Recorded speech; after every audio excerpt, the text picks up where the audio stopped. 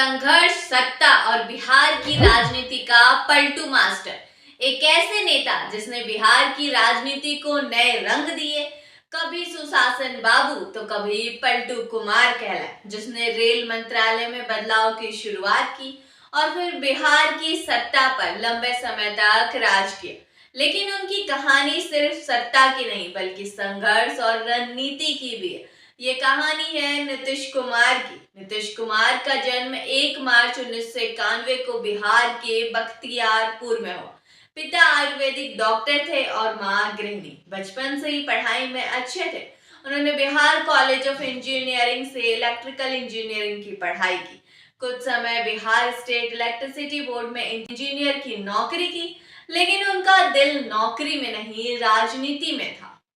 राजनीति में कदम और जेपी आंदोलन। 1970 का दशक देश में सामाजिक और राजनीतिक हलचल। जयप्रकाश नारायण का आंदोलन चल रहा था। नीतीश कुमार भी इससे जुड़े, आपातकाल के खिलाफ लड़े और समाजवादी विचारधारा के साथ राजनीति की शुरुआत की।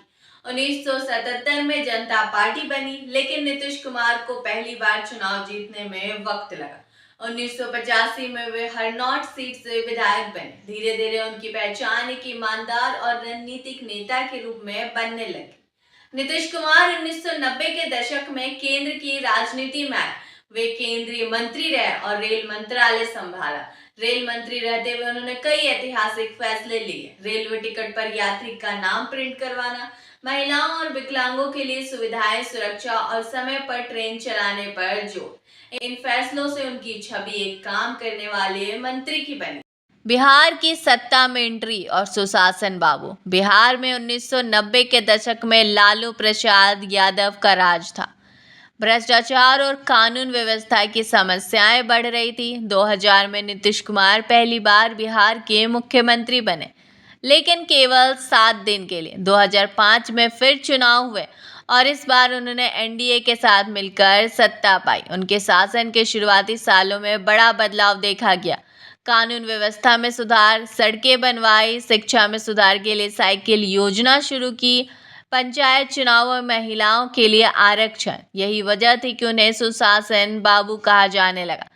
राजनीतिक पलट और गठबंधन बदलने का खेल। नीतीश कुमार की राजनीति में सबसे बड़ा पहलू उनका गठबंधन बदलने का साहस है। 2013 में बीजेपी से नाता तोड़ा, नरेंद्र मोदी को पीएम कैंडिडेट बनाने का विरोध किया।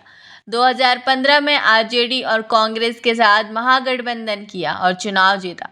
2017 में फिर महागठबंधन छोड़ा और बीजेपी के साथ लौट आए।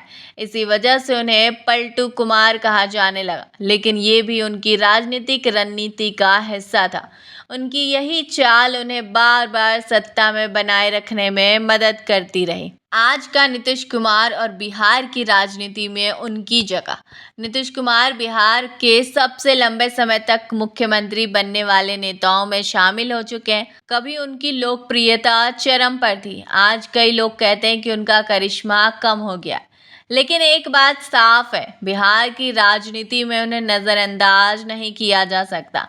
उनका करियर बताता है कि राजनीति में समय के साथ लचीलापन और सही मौके पर सही फैसला लेना कितना जरूरी है।